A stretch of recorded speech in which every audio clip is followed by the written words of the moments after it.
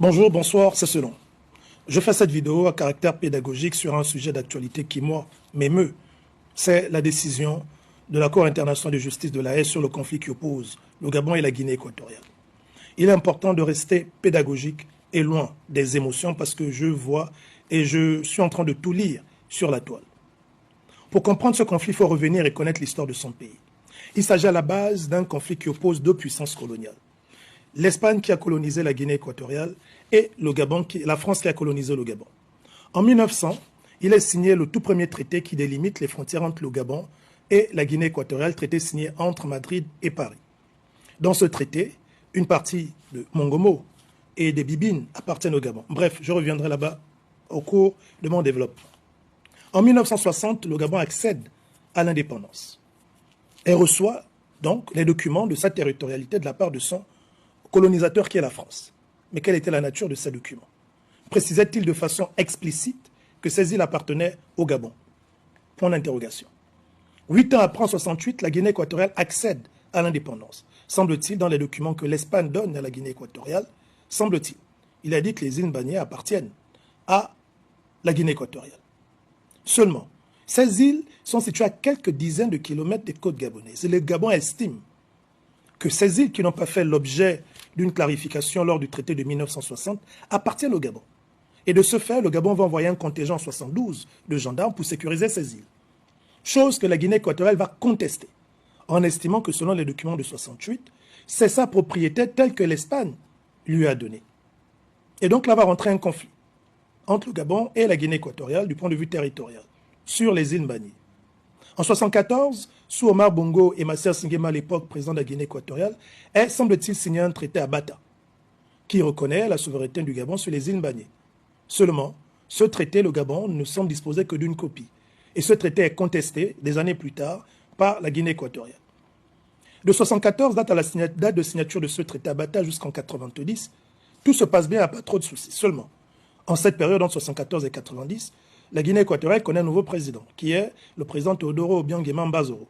En 1990, Obiang Mbazoro, président de la Guinée équatoriale, va relancer et va contester de nouveau la légitimité du Gabon sur les îles Mbagné face à son homologue Omar Bongo Ondimba.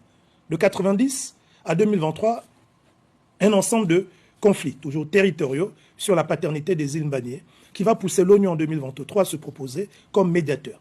En 2006 est organisée à Genève une conférence entre le Gabon et la Guinée équatoriale sur la question de l'île Mbagné. En 2008, l'ONU va faire une visite sur l'île Mbagné.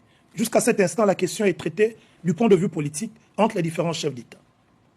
En 2021, sous Ali Bongo, président du Gabon, Obiang Mbazoro, président de la Guinée équatoriale, on apprend qu'il y a une instruction qui est ouverte du côté de la Cour internationale de justice de la Haye sur ce conflit frontalier.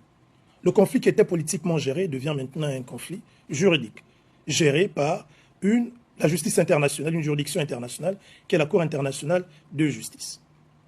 La Cour internationale de justice en 2021 va effectivement programmer son procès, l'organiser, programmer les plaidoiries et autres. C'est ce qui a conduit en 2024, vous avez vu, M. Guiro Satanga, professeur Guiro Satanga Rigno et Dr Marie-Madeleine Borancho et bien d'autres, aller défendre la partie gabonaise.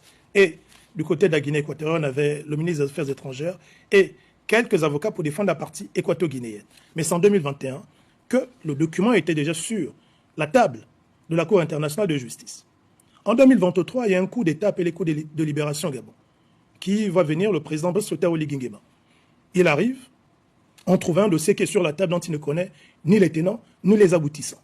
Il n'était pas là président en 2021. Il a, comme tout Gabonais, informé qu'il y a un procès. Et donc, c'est le droit international. Il ne peut que suivre en tant que chef d'État. Mais la suite du procès qui a commencé bien avant qu'il ne soit chef d'État. Sur la table, au moment de défendre chacun, effectivement, sa partie, son pays, il ressort que le Gabon n'a qu'une copie du traité de 1974 que la Guinée équatoriale conteste, en demandant au Gabon de produire l'original. Pendant ce temps, la Guinée équatoriale a produit notamment les documents territoriaux hérités de l'Espagne de 68, où semble-t-il, il est dit que les îles appartiennent à la Guinée équatoriale. Sur la base de ça, la Cour internationale de justice va se prononcer, va estimer que sur la base de 68, les îles Mbagné appartiennent à la Guinée équatoriale. Mais sur la base du traité de 1900, une partie des Bibines et de Mongomo appartiennent au Gabon. C'est de ce dont il est question. Lieu que Oligui soit président ou non. Si Ali Bongo était encore au pouvoir, ce procès aurait eu lieu. Et assurément, ça aurait été la même décision. Donc il faut mettre l'émotion de côté, il faut être objectif, il s'agit de l'histoire de notre pays. Maintenant, quelle est la suite? Est-ce que, sur la base de cette justice, cette décision internationale, les deux pays vont finalement s'asseoir? Est-ce que la Guinée équatoriale, qui a déjà investi sur Mongomo et Bibine, va accepter de respecter le droit international en cédant une de ses parties au Gabon? Ou est-ce que le Gabon va se dire, bon, cette partie qui nous est reconnue finalement au niveau international, on la laisse à la Guinée équatoriale qui a commencé à investir, mais à condition que la Guinée équatoriale nous laisse l'île Bagné où nous sommes déjà. Mais il faut comprendre que sur l'île Bagné, ce sont des enjeux économiques. Parce que se trouve sur cette zone, entre Sao Tomé et les côtes gabonaises, des importantes réserves de pétrole. C'est le principal conflit au niveau de l'île Bagné. C'est un conflit qui est d'abord économique. Donc voilà la modeste contribution que je voulais apporter par rapport à cette actualité. Je puis faire